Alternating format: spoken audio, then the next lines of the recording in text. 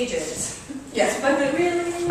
Not times 16. Because when it says 2 to 4 and we're getting 6, then that becomes 18 pages. Yes. Our human development class, our final project, we do like child casing, came up like 40 pages. We had to like pull out like all our observations and then like pull out the emotional observations and like retype them. And like pull out the language observations and like retype them. We're just going to move on. Sorry. We wouldn't do that to For ourselves. ourselves. I know. That sounds like. Actually, no. I would like to introduce my colleague and friend, Khamis-Dakwar. And she and I work together at Delphi University, and she is still at Delphi University. She's the director of the EEG lab, and she is professor of communication sciences And disorders. and disorders. Yes. Thank you, Tamara. Thank you. Thank you. Hey, everyone. I'm very excited to talk to you today, and there was so much that Tamara wanted me to talk to you about, and I'm like, are you sure you want me to say all of this in one session? I'm not sure. That's what we always try to do, pack it all in.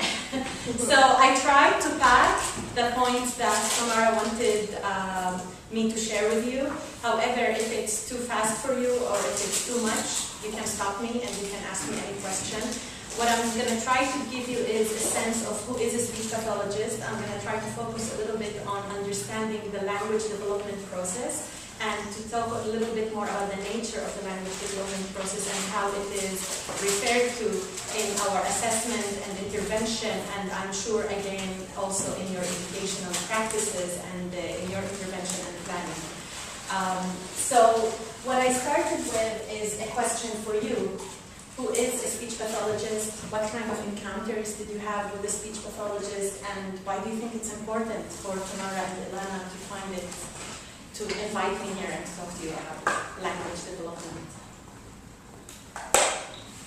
Yes? I mean, we need to be able to recognize any problems that arise in the children that we're going to be working with. So we have to have the background knowledge to know what's typically development and where, how far behind the child can be, and when to know when to call, to reach out to someone else. This is an excellent point. We work within a multidisciplinary approach, and you, the teachers, are at many times that point that connects so many professionals that are working with a specific child, and in order to be able to work together for the benefit of the child and to be effective for the child's progress, we need to be able to have similar language, we need to be able to talk to each other, and in order to be able to do that, we have to have some basic knowledge that is shared, and I think this is really important for the benefit of the child, for all of us to be connected and to know how you do your work, what kind of knowledge you're mapping into, and what kind of knowledge we're mapping into, what kind of strategies you're using, what kinds of strategies we're using, so that towards the end we can enhance the academic success and the social interaction of the child in the most important social setting for him or her, which is school at many times more important than any other place. Any other?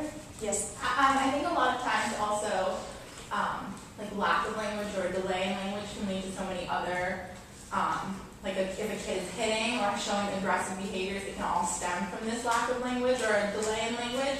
So understanding that they're not just like a troubled child or like always getting doing the inappropriate things is important to understand where it's coming from. So instead of just being like, oh, he's such an annoying kid, like finding what the root of the problem is. This is a wonderful point, and we're going to talk a little bit about the effects of having language disorders and communication disorder.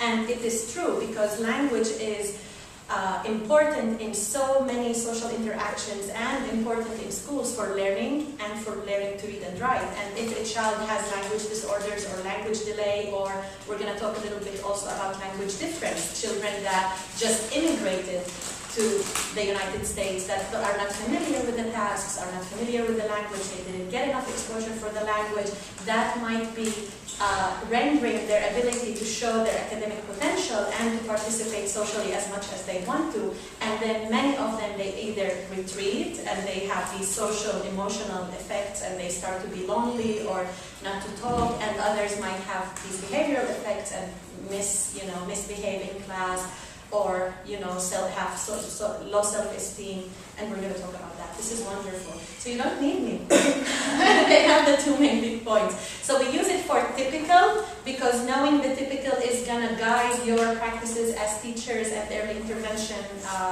professionals, and it also guides our work with not the very ordinary cases that we might be also working with in our classroom.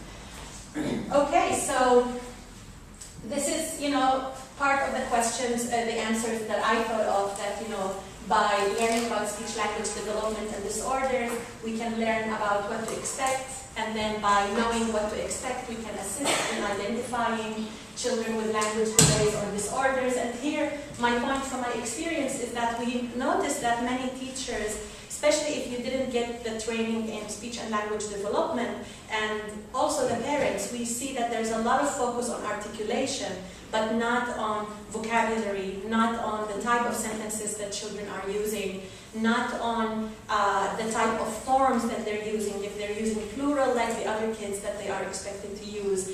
And this is important. And many times we have children that are referred to us because they are mispronouncing the ra or the la, but then what we start finding out is that their disorder is much more than articulation disorder and is farther than that. To better understand, observe, play, cognitive, and behavioral changes related to language. And here it's going to be hard to put all the information, but towards the end, learning language is learning a complex system, and it has a lot of interactions with other cognitive systems. And you need attention at times to be able to learn language. You need to have some communicative and symbolic skills to understand the symbols in a language. So there's a lot of interactions. And these interactions are usually very, very clear at the early stages, and we can use them.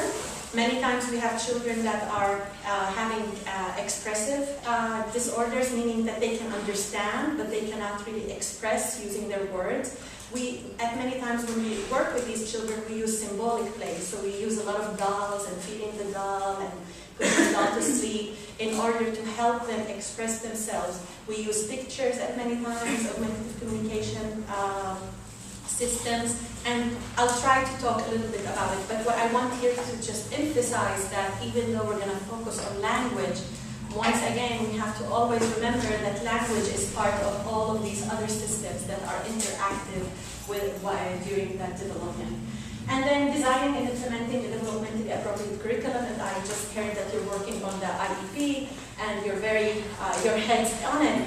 And what's really important is that you don't want to expect from a child to perform goals that are inappropriate for what is expected from that child. And honestly, we're living in a community that we're all the time we're pushed to ask the child to do more than what is expected. We have all these parents that are trying to teach their kids to read and write when they're like 6 months and 8 months, and you see that on YouTube. And this is our role, to be able to identify what is appropriate, what is not appropriate, what are the effects of actually putting the child into these kind of situations, and to be able to guide and to consult with the parents and to explain to them what is going on and how that might affect the child, sometimes positively, sometimes negatively. To facilitate the development of emerging literacy, and I will talk about this towards the end of the presentation, that language is not only about using it in the classroom for social interaction. It's not only about using it to be able to be ready for learning to read and write, but it's not only about communication and using it for social interactions, but it is very, very important for learning to read and write. Because if you think about it, what is reading and writing? It's like a secondary representation of what we say and what we hear. What we comprehend is represented in a written mode when we're comprehending the text, and what we speak is represented in a written mode when we're writing. So if the main system, the oral language and the comprehension is impaired, then we would expect that the same impairments are going to be reflected in reading and writing. Does it make sense?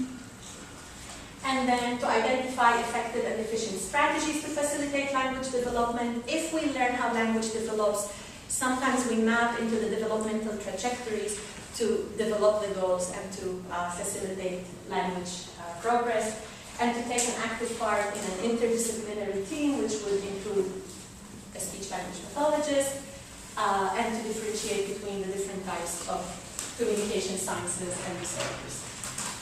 Okay, so there are plenty of videos on YouTube showing how language is integrated in the classroom setting. So this is just a video that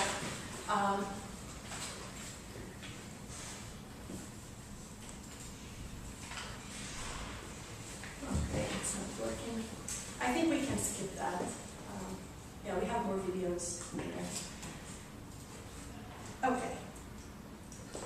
So what am I going to talk to you about today? So first of all, I'm going to talk to you a little bit about communication disorders and what are communication disorders. And to be able to do that, I'm going to start by defining communication, language, and speech. And these are three main terms that we tap into in identifying communication disorders in our profession. And then I'll talk to you a little bit about language developmental milestones. You don't have to remember this, but what I'm hoping that by the end of this talk, that you will learn more about how they're connected, all these milestones, that it's not random, there's actually this continuity, and each step is feeding the step that comes after, and they are like in a loop, and they keep feeding each other. And then I'll talk a little bit about language and learning and the connection between language and learning, and I want to point to you two main populations, second language learners, and I'll talk a little bit about the iceberg model. It was presented by a Canadian researcher. His name is Cummins, and he basically talked about two skills that we develop in using language, and he presents how these two skills are developing in second language learners and how it affects their ability to do academically well in classroom if we don't give them the support that is needed, or if we're not aware of these developmental the progress in language, in second language learning. And I will also hint to you about another population that I work with, and it is a specific sociolinguistic situation that we call diglossia. And in these kind of situations, you have what we call a mismatch between the language that you speak and the language that you read and write. So for example, in Arabic, we have different spoken dialects, but we use the same standard Arabic for reading and writing. So I can speak to, I'm Palestinian, I can use my Palestinian dialect, but I cannot use my Palestinian dialect to talk to a friend of mine who's from Algeria or from Tunisia. Our two dialects are not mutually intelligible. However, we can communicate using the modern standard Arabic that connects all Arabs. But the modern standard Arabic can be only learned. So I'll give you some examples of my son. He was born here, and when we went to visit my family back home, he was watching Sindibad, and it was cartoons are all in standard Arabic, and he thought it was Chinese. Because in his mind, you know, if you're in the United States, second language is either Chinese or Spanish, and he couldn't think that it is actually a language that he can comprehend. Keep in mind, he does speak spoken dialect. So it's a very interesting situation. Similar situation is the African American English. So if we go back home here, we have these situations for kids that are exposed to African American English, and then when they come to school, they are expected to navigate between what's represented in their brain that is at somehow different than what is used for reading and writing. And honestly, we're not doing much helping them and facilitating this transition from the language, the home language, and the language of school, and there's a lot for us to do in order to increase their chances for success and social integration. And then at the end, I learned that from my undergrad students, that if you end up with a Jeopardy activity, everybody gets so excited, and you feel that actually you learned something because you test yourself. So I tried. This is my first Jeopardy, so be nice to me if it doesn't look as good. And then, have some questions. Okay, so the first thing that I want to talk about is the differences between three main entities: communication, language, and speech, and how we can use it in identifying communication disorders. So does anybody have any clue, any points that come to your mind when you think about communication, language, and speech, how they're different, how they're similar? What are these? Any? You don't have to be right, just, whatever comes to your mind. Yes? Well, I feel like language is more like your vocabulary and the words you know, whereas speech is the ability to say those and produce the vocabulary you know, and then the communication is then being able to use that to express things. Excellent. So communication is about using the language. Speech is about more the vocal presentation of the language, and the language is the vocabulary, the words. What else? You're in the right track. I'm going to just add a few things later. Yes? I was just going to say, to communicate, you don't have to use speech, but you have to use some sort of language. So if you're not saying things, you can sign things or point to pictures or visuals. I'm going to take it even further. To communicate, you don't need language at times. You might even just use eye contact.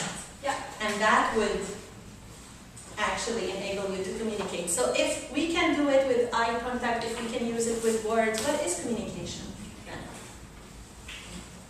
It's a process, but what happens in that process? What does it involve? Connecting. Connecting. Or Yes. Anything else? transmitting a message. Yes, it's about exchanging a message and transmission, and that's why you need a sender and you need somebody that receives that message. And that brings us to the question, when children are playing on a computer, they're sending a message, they're receiving a message back. Is this communication? And I would say yes, just from watching my child so into it, so immersed in it. But some claim that it's not, that it has to have this human agents in this communication. But in general, communication is about message exchange. So we can exchange messages using verbal means or non-verbal means, as you said, using language or other means other than language. And then speech is just the oral representation of that language, the vocal expression of that language and the sounds of the language. So based on this model, actually we can identify different types of communication disorders that you might see in your work as early intervention professionalist. Some children might have communication disorders, meaning that the main core disorder is in the exchange of information. Do you know which population has this qualitative disorder in communication? That the main issue for them is actually understanding the communication process? Autism? Yes, children with autism, many of them are verbal, they have language, they have speech, but their main core deficit is in developing the communicative abilities and the understanding the communicative process. And then we have children that we might see in working in the early ages that have language impairment. And language, here it was mentioned, it was the vocabulary, but it's not only the vocabulary. The other part of language is actually the rules of how to put these words together. So if you think about, learning French, and if you go and you recite every word, every French word in your in the dictionary, would that make you a French speaker? It wouldn't. What would be missing for you to be able to use that language? You need to put them together. You need to know how to put them together. If the verb goes first, is the noun is going to go after the adjective. All of these rules are the grammatical rules, and they are the core of language. And actually, non-human, like chimpanzees, that were trained to learn language, they were able to learn the vocabulary, but they weren't able to learn the grammar. And Noam Chomsky proclaims that grammar is the core of language, and this is actually the core humane feature of being human. And then, based on it, we might see children that have language impairment, so they might have delays in developing their first word, in putting the sentences, putting two words together, in making sentences at the age that they are expected to. And some children, this might be developmental, meaning that through the development we observe these delays, or it could be acquired, meaning after a brain damage, after a surgery, some children might, their language faculty might be affected. And then speech is just what we said, it's the vocal presentation of language. And any speech disorders are actually relating to the speech itself. So it could be voice disorder, how it sounds, fluency, how fluent it is, and articulation. So as teachers, when you are identifying that there is some delay, one question that you can ask yourself, where is the main disorder? Does it seem that the child is able to communicate when he comes to school? Does he come to me? Does he talk to me? Does he try to get my attention? Does he try to get the attention of his peers or her peers?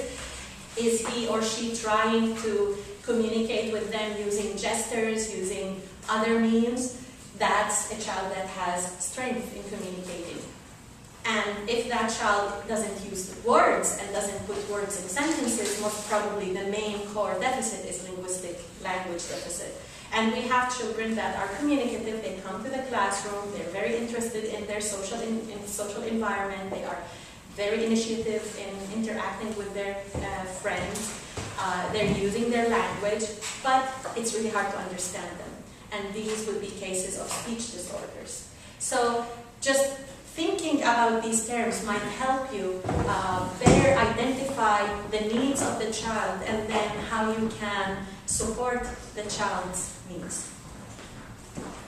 Is everything okay?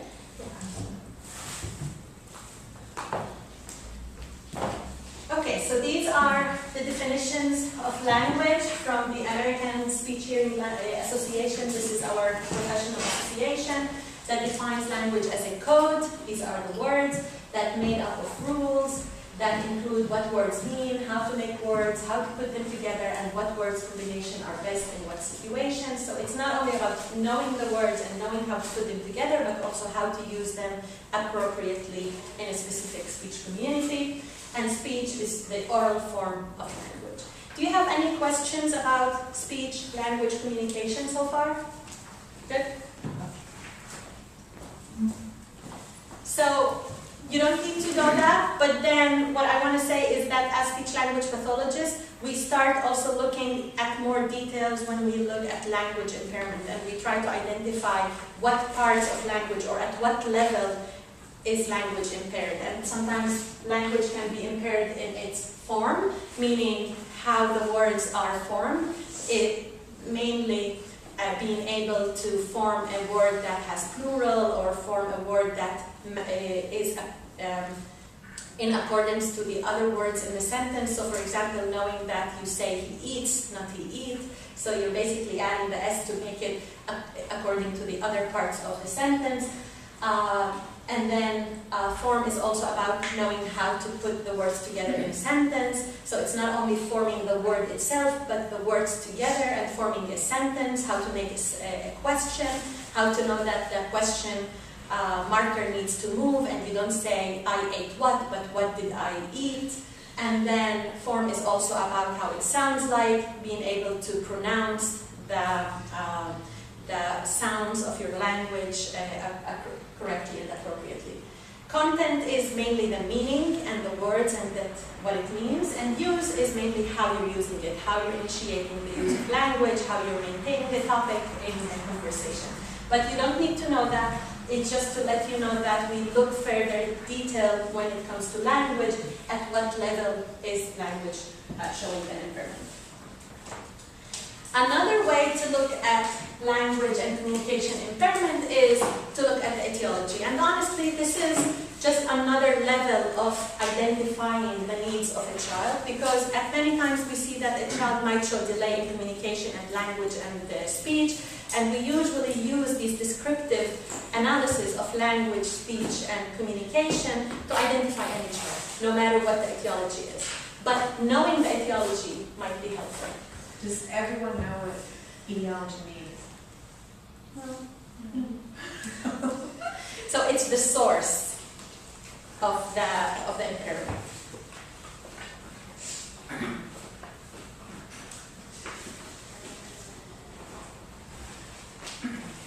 So some speech language communication disorders might be underlined by sensory impairments, meaning children that don't get enough complete sensory information because they have hearing impairment or visual impairment. If they're not hearing all the provided auditory information, that might affect their ability to produce specific sounds and to process some linguistic features. Or it could be neurological damage like autism or cerebral palsy, environmental, and cognitive or emotional. So this is just adding to our understanding of a specific communication disorder. We have in ASHA now a project in which we are attempting to develop evidence-based practice and to understand more what the evidence is telling us in addressing specific clinical questions. And in this treatment efficacy summary by Goldstein and Prella, language disorders in children can result from syndromes like Down syndrome, Fragile X, diseases, toxins like the fatal alcohol syndrome, or sensory input like hearing loss or head injury, and often a specific etiology for the language disorder cannot be determined. So many times we don't know, and many times, and I know that this class is also working on family consultation, and many times what you would need to work with is the family acceptance of the child's delay or disorder, and at times the question comes, why? Why is my child showing this? What's the reason behind this communication disorder? And at many times it's just idiopathic. The assumption is that there is a minimal brain damage, but we cannot identify. Okay, and just the last thing that I want to highlight, because from working with many teachers, I feel at many times that we unconsciously, because we're so dependent on language, we emphasize the importance of receptive language and the fact that the child is understanding. And many times children with language impairment, specifically those that have good intellectual abilities, they can get along in many things. And you as a teacher, you wouldn't even identify that the child is having receptive issues and is not understanding the language that you are producing and the commands that and directions that you're providing them, simply because they're very smart, they know the context, they know what is expected, they watch other kids, and we see many kids that are bilinguals doing that. They just watch what everybody's doing and they do it similarly. And at times we have to be mindful that, even if they're participating, that doesn't mean that it's based on good understanding of the language. And that doesn't mean that you don't need to make sure that you're giving them context and you're giving them this extra to understand the words, the new words, because many times we guess. And it's easy to guess when you're in a classroom that it's the same routine every day. It becomes easy to guess, but it doesn't mean that they actually understand the words or the directions if they are complex, but that they're guessing and they're using other cues to do that. So this is just to show that, communication is a process that involves, we said, the message that is exchanged, but we also need to focus not only on what the child is producing, but also what the child is understanding. All right, so to wrap up, based on all of this, communication disorder is an impairment in the ability to receive, send, process, and comprehend concepts of verbal, nonverbal, and graphic symbol system. How exciting.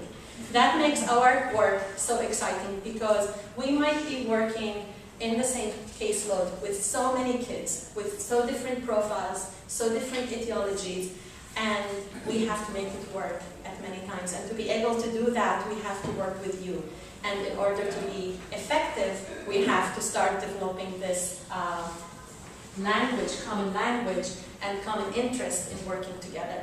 And from my little experience, I do feel sometimes that teachers, and I totally understand it, that sometimes they don't want this extra thing. Like, now there's a speech pathologist coming in the classroom and she wants to observe the child, and then she wants to talk to me, and then she wants to talk to me about what is it that I'm working with him on, and if I can look at the worksheets that I'm preparing for him. But I just want to remind you that if you think about it differently, that she is actually working with me on making it better for the child to do well, then it might be a different way to work together. And it might enrich your work and make it more fun in that way. So I know it's not easy to have somebody new coming into your classroom, but from my experience, everybody that I work with, at one point, we all enjoyed it together. It might be at the beginning difficult to figure out the dynamics and how to work together, but once we try hard, it's worth it, and it's for the best of the child. And then, remember, language is more about the codes and how we put it together. So communication disorder is the communication, is the exchange, and language disorder may involve the form of the language, the content of the language, or the function of the language. So, again, why is it important? Because it has many effects. If a child has language impairment or communication impairment, it might have academic effects on him, because language ability constitutes a basic tool for acquiring basic academic skills. It might have social emotional effects on their ability to develop interpersonal relationships, emotional regulation and self-esteem, behavioral and social. There's many studies showing that children with language impairment and communication, impairment tend to drop out from school at a higher rate. Okay, so now I'm gonna go through language development in very, very, very fast. This is something that I teach as a whole course for speech-language pathologists. But what I'm going to try is to give you a hint of what is it that we look for in language development and how we examine. So the first thing that we look at is their communicative development and what we call the communicative intent, if they have an intent. And based on it, we categorize communication development into 3 stages. The first stage, which we call the perlocutionary stage, and it's usually observed between 0 to 8 months. This is when the child makes sounds, but actually it's all reflexive and the child doesn't have any intent. What happens is that we as parents and caregivers, we start making interpretations. So the mother will hear her child saying, "Wah," and then she's saying, "Oh, poor thing, his stomach hurts." He didn't say his stomach hurts, there was no intent of showing his stomach hurt, it's just all reflexive sounds, but we, in the environment, as caregivers, we start interpreting these productions. And then at the elocutionary stage, which is usually observed between 8 to 9 months, what we see is that the child starts using gestures and vocalization, but there is an intent. There is an intent, however, the child is still not expressing his or her intent using words, but using other means, like gestures and vocalization. And then the last one is the locutionary stage. And here, what I want you to see is that at that stage, this is when the child starts developing the intent using words. So what you see is that at the same time that the child is developing intent, the first words start showing in his repertoire or her repertoire. So this is the continuity that I was talking to you about. And this is a continuity that we sometimes map into when working with children. So if we know that a child is still not developing his or her first words, they don't have first words, the first thing that we question, we go back to what is supposed to happen before that. And before that, we're expecting the child to have intents, to express his intents with non-language. No words, no need for words. So we start working with the child with a ball, and we start throwing the ball to him, and then asking him to throw the ball back, and then waiting until he or she makes a gesture. Oh, you want the ball? Here's the ball. So what we're trying to teach him is the intent. What we're trying to facilitate is the intent, knowing that once they get the intent, that's going to facilitate the development of first words. So this is the developmental approach that many times we tap into it in early intervention. Do you have any other example how we can work with a child that doesn't have first words and still is not showing use of intent at the elocutionary level? What kind of other activities you can do with him? So I showed you the ball. What can we do with bubbles?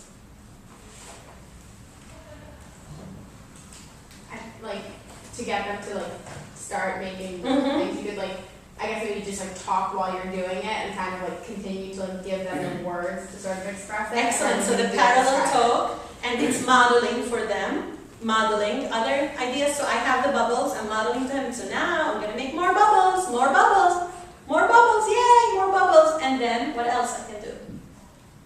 Can model it. Yeah. I don't know. Okay. It's okay. Let them try. Let them try, and then waiting for the intent. Oh, you want to do it. Ah, I want to. Give me. And then again, prompting him or her not to necessarily use words, but to use any ways, any means that are available for that child to express the intent with words or without words. And when we do that, the expectation is, based on the developmental approach, that this is going to facilitate the development of the next stage, which is going to be the one-word level. Many of them know ASL. in this group. Oh, so again, we use ASL and augmentative communication with nonverbal children. And we find it very, very helpful because, first of all, many of them, specifically if we're talking about children with Down syndrome or children with autism, they have more perception to visual input than auditory input. And the idea is that when you start incorporating ASL, that might facilitate faster emergence of first words. So that's an important one. So let's try this test. Baby cries and parent determines he is hungry and brings him milk. Which locutionary stage is that? Perlocutionary, because there's no intent, it's all reflexive, the child's simply hungry, and the parent is making the interpretation. A baby giving a ball to his mommy to ask her to throw the ball. Elocutionary, because there is an intent, however, it's still not expressed with words. Excellent. Baby cries and parent determines the baby is sleepy and puts her in bed. Wonderful. You got it. A child points to a cookie jar to request a cookie. You got it. A child produces while standing in front of the refrigerator, gazing at his mom in order to request an ice cream. My son does that all the time. They know what they want. There's an intent. Elocutionary. A child extends his hands towards a play telephone and makes the vocalization to request the toy. Yes? And do you feel from reading these examples that there are typical examples that you might encounter in the classroom or at home? So for it to be locutionary, they have to say the actual word of The the word. they want? Okay. Now, that ice cream, if the child is always using for ice cream, then that would be locutionary. Because a word is just when it's used constantly for the same referent, that would be considered a word. So if the child is using M for ice cream, then it would be considered locutionary. Okay, wonderful. So I have a few cute babies to look at, and again, to think about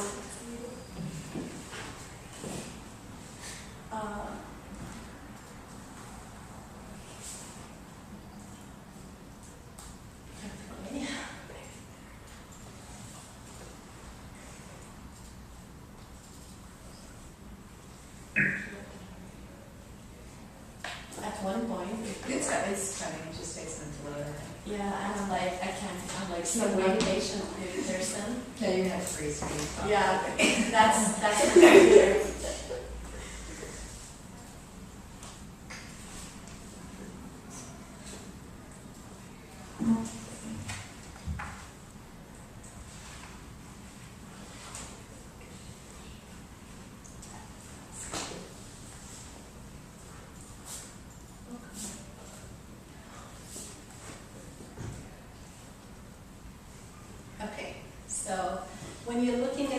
try to think about which locutionary stage is this. Such a Ooh. You get that little Oh. Yes. Oh, you're smiling. Any intent from the child? It's very reflexive. All the interpretation made by the mother. So which stage is that? Percussionary, the first stage. And he's a cute one though. I enjoy looking for YouTube. Look at this. Okay, so do you want to check another one, or do you feel you're good with that? You want? Probably should keep that window, right?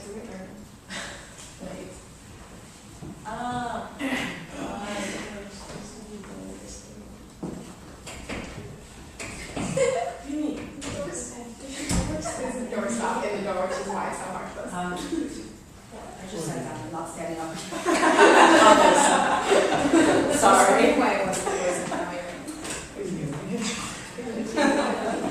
I have officially hit that point.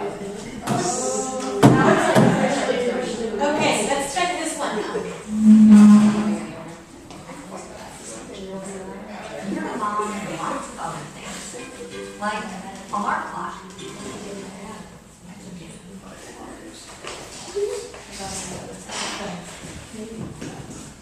This is a very perfect one.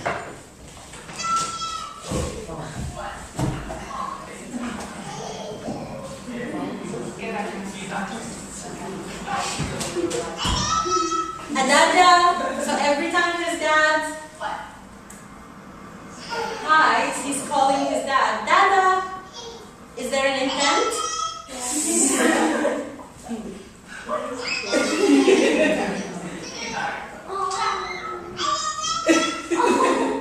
So you can definitely see the intent, even though he's not using the adult word for daddy. But this is also a word because he's using it for that meaning.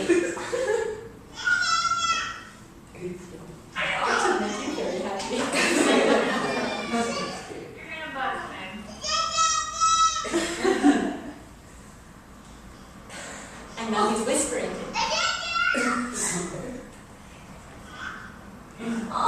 And this is another gesture, hold me, another intent that is expressed non-verbally. The nodding.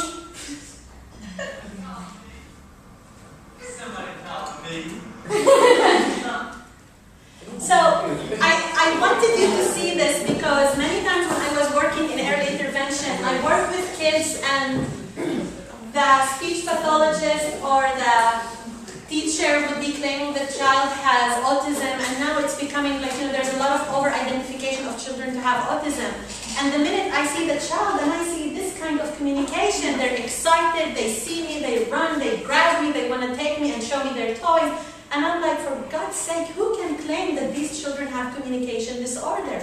It cannot be. So be very, very careful by thinking in these terms, by using communication, language, and speech as guiding terms for you to actually try to figure out what are the strengths of that child. This child has strong communication abilities. He was waiting, he was using gestures, he was using vocalizations, he was using everything that is available for him to exchange a message with his dad and his mom. And if you start using these lenses and not focusing only on production and speech, you might start seeing so many strengths in the child's repertoire and profile that you can actually tap into in your work with that child. So I hope I convinced you with this. You want to see another? Oh, I almost see that. Everybody look at babies. One more. Most people. I wonder if that's what doesn't do this people are scared. They can be scared.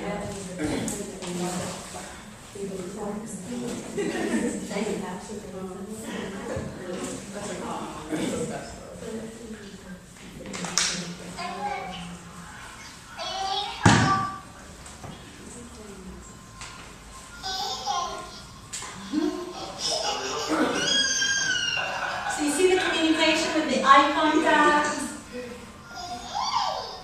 with the vocalization. You are getting a message even though the child is not using words yet.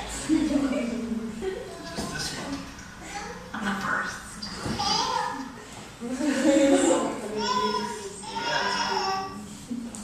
Now, if every time you're working with a child who's non-verbal, you're thinking in terms of what is the child communicating, what intent is the child trying to express to me, you can do better. You can actually help and facilitate the child's ability to express himself or herself. Good job. Again, clapping, Good job. the eye contact. Okay, no more videos. Well, there are a few more later. Okay, so that was communication. But remember that we said that language development is interactive and so many entities and so many, is everything okay? All right. Are interacting with each other. So the other part that I want to talk about is speech. So what happens in speech? So we talked now about the first year, but we focused on the intent and the communication. But then when we look at speech, what we see is that there are 3 speech vocal developmental milestones that we know of, and they are observed in child language development in any language. And what we see is that usually at the beginning they have these reflexive crying and sounds, and at 2 to 4 months they start laughing and cooing, and then around 4 to 6 months they start expanding the kind of sounds that they're making. And what's really important for us as speech language pathologists is what happens at 6 months of age, which is babbling, because many studies are showing correlation between babbling and first words. So usually children that are late to babble, they are late to develop their first word. So this is a very important milestone that we usually address in working in getting the family history and the child's history. And babbling is basically defined as repetitive repetitions of the same syllable. So it's ba ba ba ba ba ba ba, da da da da da da da. And then after that they start making non-reduplicated babbling, so it's not the same syllable, so it becomes badaga, badaga, badaga, and this is leading to the first word. So we see here that the intent is important for first words, the speech and the ability to produce sounds in a string is also important to get to that first word. So you see there are many prerequisite skills that seem to be needed in order to get to that stage of first word.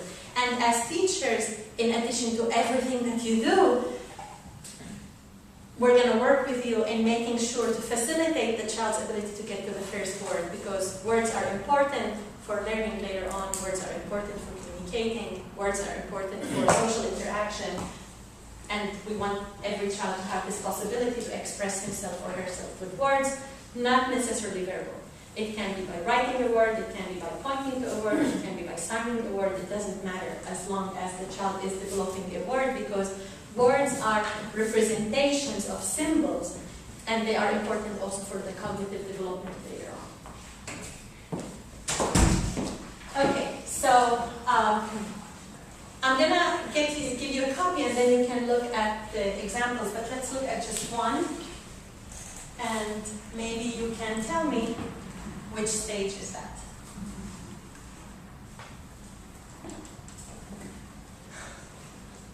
Tell I'm not.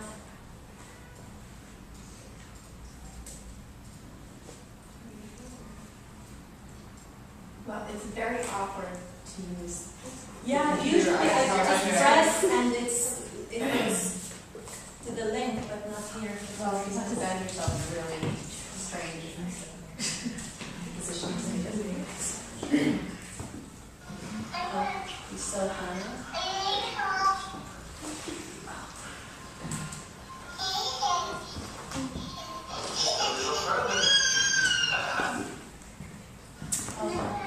All right, I don't think we're gonna have time for this, so. But then, and because I know that you're working with families as well, I wanted here to show you a video where you see the mismatch between the professional knowledge that we have and the knowledge that parents have. So I went through the stages of speech-language development with you, and what you'll see here is a parent on a YouTube showing the development of his child's language. And babbling is considered as a first word. First words seem to be considered more like two-word sentences. And what you see here is the mismatch between what is perceived by the parents, because they're not the professionals, they didn't get the training that you're getting here, they're not meeting for 4 hours every Friday. But this is a situation that might affect the work with the child and their ability to understand what you're expecting from them. And now we're doing a lot of family training, a lot of involvement of family to carry over what we're working on. But imagine if the parent is not really understanding what you're talking about. If you're telling the parent, we want the child to start using first words, we want to encourage him, so use any opportunity you can, that might not be very helpful. And many times what we need to actually make sure is that they understand what we're talking about. Because what is so clear to you might not be as clear, or the same reference, what you're referencing to might not be the same what they are referencing. Oh, this is becoming annoying to me.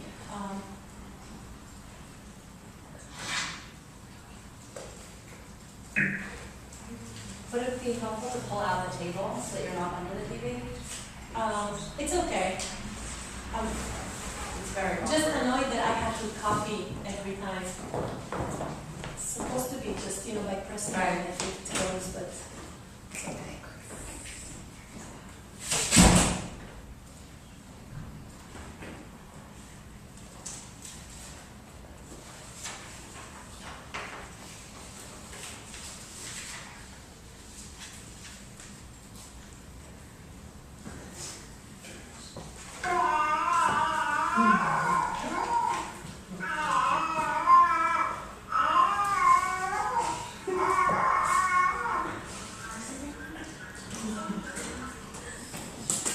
So that's supposed to be single words.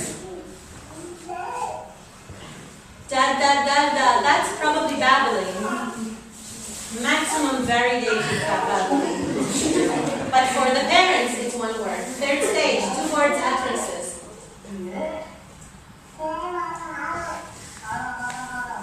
Ha, there's no words. Probably one word within it. That's probably the one word utterance. The child is using one word in what sounds like a sentence. Cheese, I'm not taking pictures, I'm recording you. Cheese. Yeah. Again, no sentences, no words put together. I love you. Say, This is a repetition. I love you. It's just a repetition of the whole phrase. Can you say banana? Banana. Can you say apple? Okay, so does that make it clear to you how sometimes there's a mismatch between what we're talking about and what we're referring to in our mind and what we're asking the parents to do, and how important it is to actually look at the parent and say, so what did you get from this? So what do you know about one word? What do I mean by this? Can you give me an example? This is the way to do it, or by showing a parent an example, instead of just talking up high without making sure that they are on the same page. Now the last thing that I want to point out, did you hear the girl saying nana for banana and papa for apple? These are called phonological processes, and what happens is that once children start developing their first words, they pronounce them with some simplification. So sometimes they delete parts of it, sometimes they make parts look all the same, because it makes it easier for them. The way I used to explain it to parents is that when a child starts walking, they don't start walking like, runners. They walk and they fall, they walk and they fall. And the same thing for speech. If the structure of the word that they are expected to produce is complex, they start falling while they're producing it. And these are the phonological processes. Usually these phonological processes disappear by the age of 3, and that's why speech intelligibility should be, children's speech intelligibility should be intelligible for strangers by 3. So from 0 to 3, it's okay that the mother only understands the child, but after 3, these phonological processes, the use of them should decrease dramatically, and it should make it easier for any stranger that talks with the child to understand the child. So if you're working with a child that has articulation and intelligibility issues, one thing to focus on is to try to identify, is the child making simplifications to the whole word presentation, the whole word production, or is it just that the child is mispronouncing the same sound again and again? So he's mispronouncing the R all the time, and green becomes green, and rabbit becomes rabbit, and now I'm like blanking with all the words that have chair becomes chay. If this is the situation, this is just articulation problem. And usually every sound has a specific age that we're expecting the child to be pronouncing it correctly. But if it's phonological process, that's a little bit more complicated. And it's important to address it. Yeah. Earlier you said just like the one letter, like the if that's always like ice cream, then that's fine. Is there like an age where like that stops being true? Well, that's not that it's fine, that it's considered a word. Okay. But then that probably, if the child still uses for ice cream even though he's 4, then that shows that there is more deficit that is related to articulation and maybe phonology, and how to put sounds together and how to perceive the sounds in a complex structure. Okay. But not in vocabulary and semantics, what we call. If you remember, I said as speech pathologist, even if a child has a language impairment, we start trying to find at what level the language is impaired. And it could be that the child doesn't have semantic and vocabulary issues, but the main issues are in the speech production that are related to the sound perception and putting them together. Yes? So I watch a boy who's 2.5 and he's like fully in the dinosaur phase, and his favorite animal is Triceratops. And when he first entered the dinosaur phase, he couldn't say Triceratops, he was called Apas. And now he can say Triceratops, but still calls it Apas. Is that normal? If this is the only word, yes, then it's, it's just in his mind. Sometimes they get stuck into one production, and yeah. But if you see that there is more recurrences of these deletions of complex words, then it might be an issue. But if it's just this one word, then it happens. Yeah. My son got stuck with Lahmaniyoti, and he just really pronounced it for years. And it's an Arabic.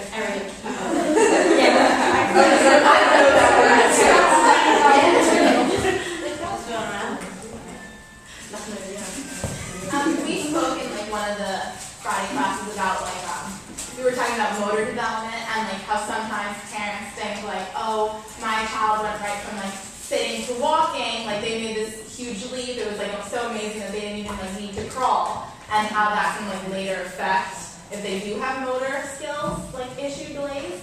Is that the same with vocal? If a child maybe skips babbling and goes right to talking, is that something that also correlates to?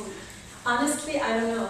I would assume yes, but I haven't read anything that addresses this point. But I would assume that there would be a reason why we didn't see this continuation. Yeah, but I don't know.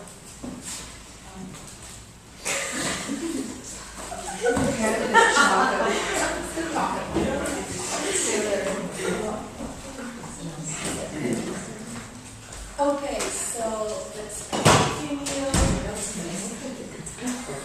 And again, I probably said that a million times, but don't focus only on production. Producing the sounds is just sometimes the only behavioral observation that we see. But so many processes are underlying this ability. And it's not only about producing the sound, but knowing which sounds are in your language, knowing how to segment the words in your language, the string of the sentences that you're hearing to words, and then production. So articulation is just one part of the speech development. If you're interested, I added here for you a clip from Patricia Kuhl. Patricia Kuhl is this extraordinary researcher that worked a lot on trying to understand how infants figure this ability of knowing which sounds are the language sounds of their language native sounds. So she uses EEG, which is a neuroimaging technique that enables us to identify if the child responds to native sounds and if the child is able to know which sounds are his native sounds, native language sounds. And what she showed is that children when they're born, infants when they're born, they can respond to any speech-sound contrasts, meaning that if they are born into an environment like here that they are exposed to English, but they hear speech-sound contrasts that exist only in Arabic, for example, like ha ha ha ha ha ha ha, for you, you probably won't really have a categorization for these two sounds because you're not speakers of Arabic. Infants would still respond to these sounds until they get to a point where they start ignoring the sounds that do not are not represented in their language and start only responding to the sounds that are important for their language. These are what we call the phonemes, which are the building block that you use for building your language. If you know which sounds are used in your language, then you can use these sounds to make new words and meanings, and then from words you can make more words and expand these words and then make sentences. So it's fascinating research, and if you're interested, you can watch it. I don't know if we have time for this. I was going to just connect back over when we were talking about brain development weeks ago, but that has to, when she was talking about them ignoring, that's part of the pruning process. So it's because it's not important information. It's also what people that are trying to learn a second language have difficulty because it's sounds that we don't actually hear them in purest form anymore. Yeah, you know what? Let's watch it. Okay. It is important. And she is awesome.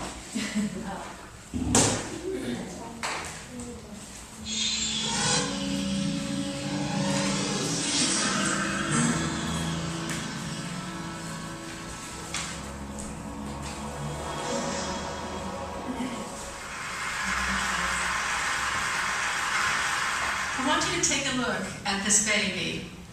What you're drawn to are her eyes and the skin you love to touch.